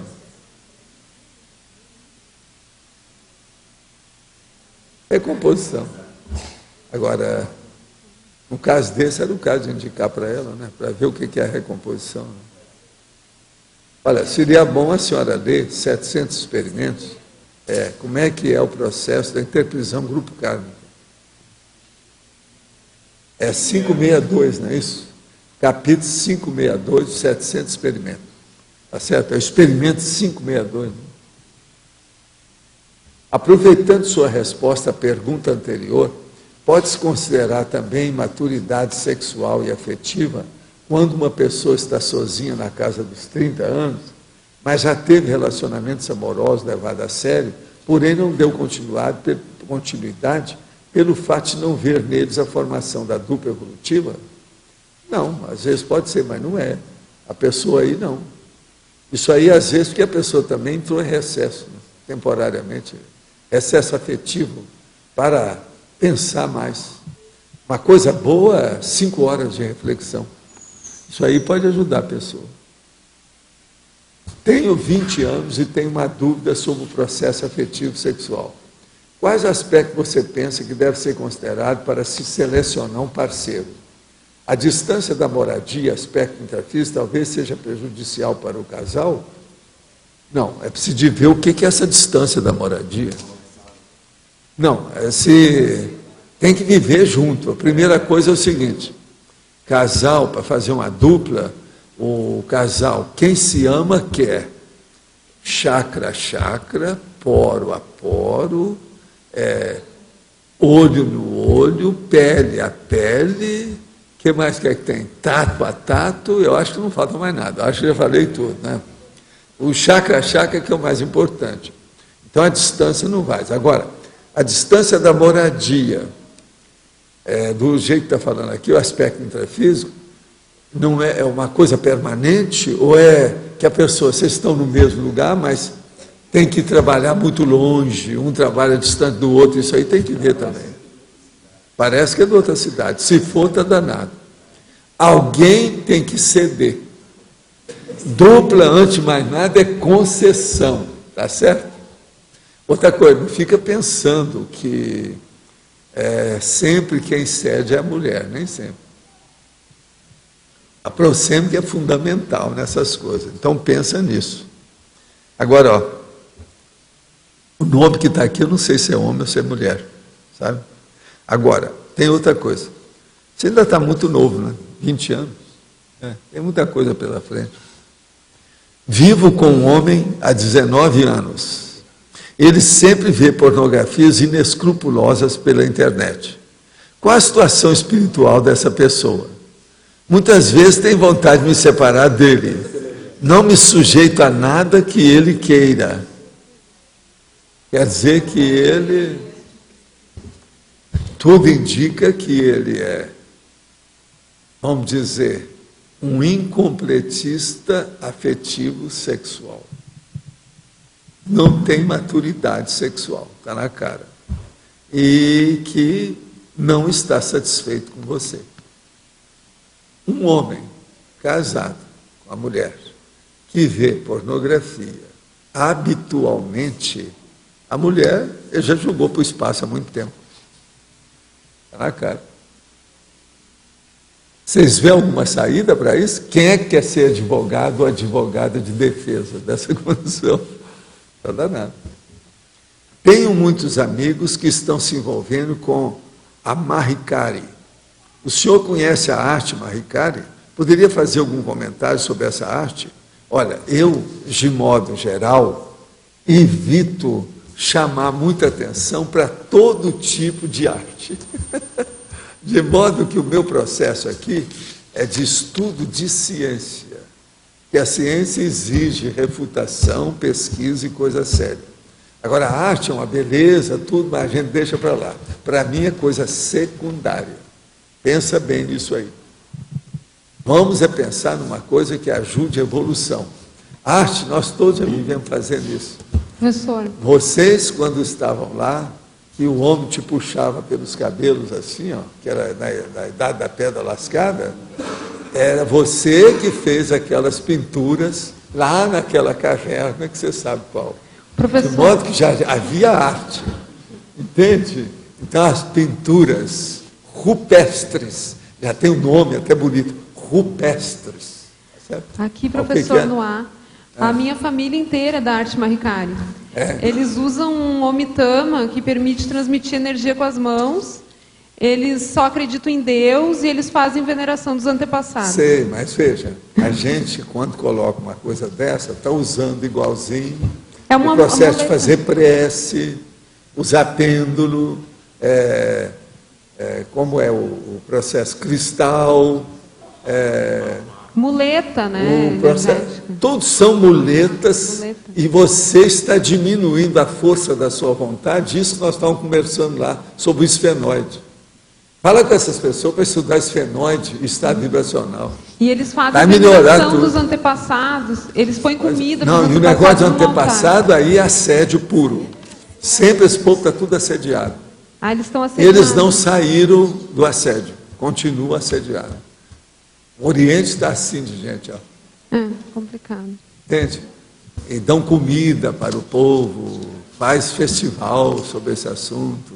Vocês já pensaram, lá em casa, só de tocar a valsa lá, Saudade do Matão e a Valsa da Morte, o cemitério todo vinha. Agora, esse povo que fica fazendo uma comemoração dos mortos. Presta atenção. Não, é todo dia eles Agora, botam todo comida. mundo é casca grossa, né? Para aguentar uma coisa dessa, eles nunca vão desenvolver. Eu falei muito isso no Japão, lá nas Filipinas, em vários lugares lá que o povo fazia isso. Vocês nunca vão desenvolver nada de parapsiquismo. Com esse corpo aí, fazendo o que vocês estão fazendo, vocês não vão desenvolver. Está tudo preso. Porque eles dizem que não é para ver. Que ver espírito está errado. Pois é. Está certo, né? A cegueira é um fato. O nome é amaurose. É. Politicamente correto. A gente abençoa todos eles. Fala com eles que nós respeitamos todo tipo de arte. Agora, cá para nós, né? A gente pode escolher. Tudo é um processo de banana. Esquerda, direita, etc. Agora, o nome é também esnobação. Às vezes é necessário. Agora, pensa bem, ó, é justamente o seu caso lá. Ó. Aquilo ali é o outro extremo do seu caso. Você está querendo entender o processo do esfenóide com a energia. E a turma está lá, dentro da casca-grossismo total. Agora, Valdo, só corroborando assim, é interessante que o simples movimento de começar a pensar a respeito disso e trabalhar a energia tentando, por exemplo, perceber algum efeito, pelo menos em mim, né, eu tive alguns insights, né, referente a isso, a esse desenvolvimento e a patrocinação de fato de ideias mais avançadas, né, de estimular a entender mais a relação desses aspectos somáticos com o aspecto energético. Agora, porque não há mais assédio, há amparador te ajudando. O caso lá só tem assédio. A intenção é ótima, mas tem assédio. A boa vontade é imensa, mas tem assédio. Não tem discernimento para distinguir o que interessa, o prioritário, o ideal. Lá o processo é esse, Mahikari. Marre caro, né? Eu acho que é um negócio caro, que a pessoa paga muito tempo, energia, tempo, opção de coisa aí, está pagando caro por isso, né? Mal e caro. Era assim que a gente falava lá para o povo, mas brincando, né, com ele, lá com calma. Né? Essa situação é má e cara. Aí, cara. Você sabe, a língua às vezes ajuda, né? A situação. É o striptease da aparência, da forma. Má e cara. Má e cara. Você vê que é perfeitinho, não é? Terrível. Pensa nisso. Mas, gente, neopadrão. Nós ainda temos ainda uns minutos aqui. O que sobrou? Professor, pode falar. Em relação ao neopadrão, dá para dizer que na vida anterior ao curso intermissivo já havia uma busca da nossa parte assim, desse neopadrão? Um ou outro, né? A gente faz uma concessão, né? Para achar, né? Um ou outro. Vamos dizer assim. É bem possível que tinha. É uma conduta padrão? Seja uma conduta padrão. Não é bem assim. Não é bem assim. O estudo Senão nós já teríamos alguns serenões nesse povo aqui. O estudo dessa vida anterior, imediatamente anterior ao curso intermissivo, tem algum interesse isso assim para nós? Bem, é inevitável, né? Porque tudo depende agora, são as últimas que você fez. Você deu o que você pôde. Colocou a língua de fora, fez tudo, o esforço danado. Então, isso aí repete. Dá para dizer assim que, vamos dizer, alguns de nós, que, por exemplo, ou vários, que escrevemos alguma coisa nessa vida antes do intermissivo, Sim. Tem alguma comparação, aproximação com o que a gente tem que escrever agora? Tem, mas você, eu acho que deixou tudo para trás, porque você deixou o judaísmo. Seu caso? Nesse sentido, sim. Mas há um tema, por exemplo, na assim... cara, né? Hein, professor Valdo, assim... Nada de você pegar... Você está entendendo? Não. Mas assim, a questão, Nada por exemplo, o judaísmo, já que trouxe... O judaísmo é fechadismo consciencial, né? Dogmatismo...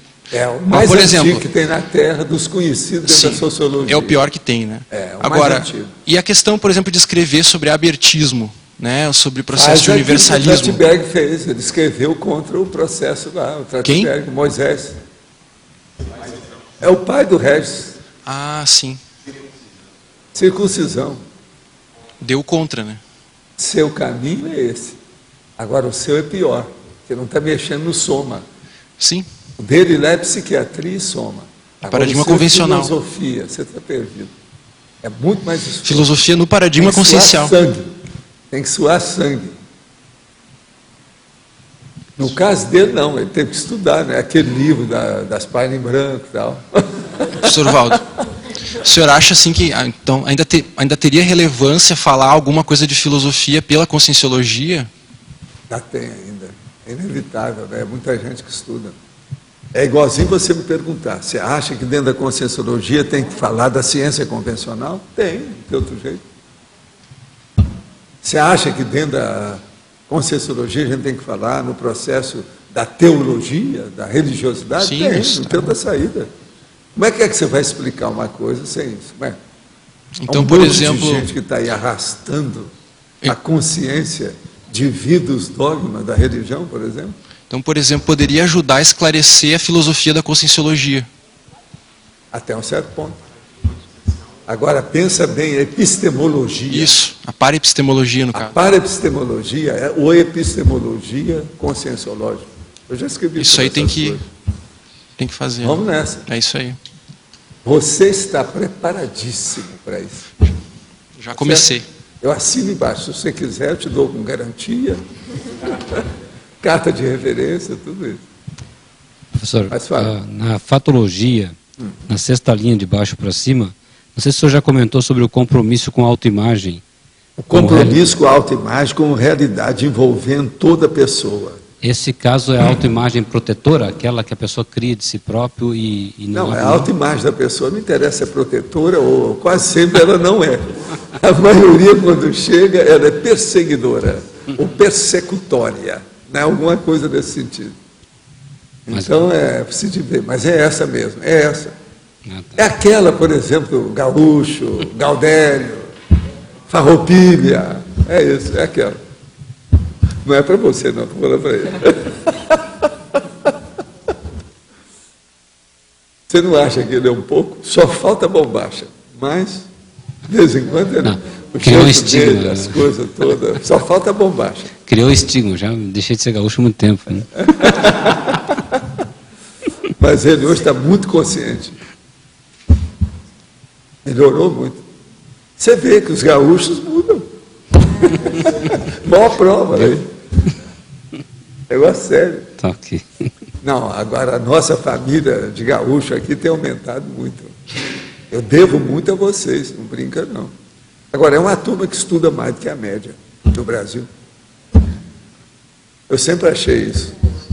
Tem umas coisas que você acaba classificando. No Brasil, os gaúchos estudam muito. Dentro dessas religiões, os espíritas estudam muito. O problema é que é tudo estudo das mesmas coisas, porque tudo são lavados cerebralmente. Não sai daquilo. Entende? Então, leitores de cabresto. Isso é uma pena. Por exemplo, na Argentina, o povo estuda demais política. São coisas assim óbvias, tem muito disso. Na França, principalmente em Paris, parisiense, estuda demais filosofia. Filosofia, principalmente filosofia política, no caso. Uma outra questão é, na tecnologia, o senhor comenta também que a tecnologia ela potencializa a vida evolutiva. Né? Então, a vida moderna, tecnológica, ajuda na manutenção de neopadrões. Sim. Então vem da neofilia. A neotecnologia e a tecnologia nós também não podemos esquecer. Ela ajuda demais a gente. Você olha que eu uso tudo que eu posso em matéria de tecnologia. Tudo. Então uma maneira da pessoa... Olha só aqui nós temos aqui, ó, quanta coisa, ó. 1, 2, 3, 4. 4 aparelhos aí de alta tecnologia. Quer dizer que se a pessoa quiser trabalhar com neopadrões, a tecnologia pode ser utilizada por ela para isso também, né? É o caminho. Agora, não adianta muito a arte. Por exemplo, ó, trabalhar demais na arte nesse cabo da lupa não resolve nada para melhorar a lupa. Só para você pegar. Então é só tapiação de apresentação. Isso é arte. Agora veja, lupa é uma coisa que já há muito tempo já se sabe. Essa aqui é muito boa, ela funciona bem. Então, do ponto de vista funcional, é uma coisa boa. Agora, eu tenho uma lá maior. Se vocês quiserem, uma hora eu trago aqui para ver. Aquela é boa porque eu vejo a página assim inteira. Não preciso estar fazendo isso. Mexer de um lado para o outro. Você olha tudo, você vê tudo ali. Okay? E outra coisa. Estão fazendo muita coisa com letra pequena. Ultimamente. É pior do que era antigamente. Sabe por quê? Porque tem mais coisa para imprimir e eles querem gastar menos papel. Então, começa a fazer muita coisa nesse sentido. Eu quero dizer que tem uma caneta no chão. Mas olha, está claro aí a situação, do jeito que é? Não está. Gente, vocês têm 1 minuto para aproveitar o dia de hoje comigo, que depois não vai ter mais. Tá certo? 1 minuto.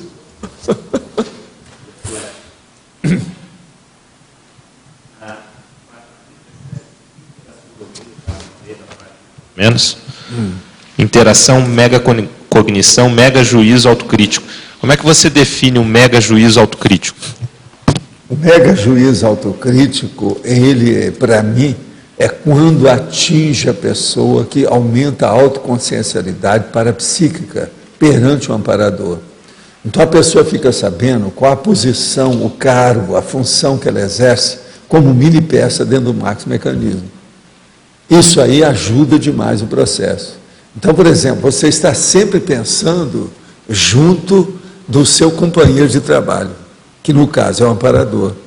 Eu sempre olho qual o amparador que está funcionando no contexto que eu mudei. Você está entendendo? Por exemplo, eu estou aqui com vocês, é uma coisa, eu vou lá para casa, pode ser outra. Eu, às vezes, gosto de aferir, identificar com quem eu estou. Isso tudo aí faz parte dessa interação, mega juízo autocrítico. Você não acha que isso amplia o processo do jeito que as pessoas são? Então você fica sabendo mais, é como se você estivesse no corredor, passando nas coisas, mas você está sabendo o que é que tem nos bastidores ali de cada quarto que você passa. Isso é que é o autojuízo, autocrítico. Vocês estão entendendo? Vocês estão passando um corredor. Tem várias salas com coisas lá dentro. Mas você sabe o que é que tem. São os bastidores do processo do corredor. Isso aí que é importante. É como se você estivesse num palco, mas você sabe o que é que tem atrás do palco. Os bastidores. É a coxia. Esse é que é o caminho para aumentar o processo de equilíbrio da pessoa. Então, os nossos comerciais, por favor. Obrigada. As pontuações da tertúlia de hoje foram 60 assinaturas no livro de presença, 23 perguntas presenciais, 18 perguntas respondidas online, 32 votos presenciais online. Hoje temos 2 recados. Júlio César, Conselho dos 500, Lumara, curso Fundamentos da Conscienciometria.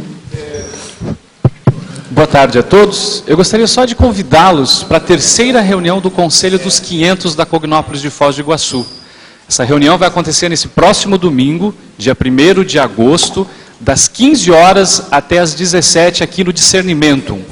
É a 3ª reunião, nós vamos ter como pauta a votação ou deliberação das diretrizes do plano diretor da Cognópolis, o que significa nós estabelecermos como queremos viver daqui algumas décadas na Cognópolis. Então é muito importante que todo cognopolita interessado, ainda que tenha dificuldade de estar na reunião, acesse o site do Conselho, leia as diretrizes que são resultado já de várias discussões aqui na Cognópolis e dê a sua participação, a sua crítica, a sua sugestão.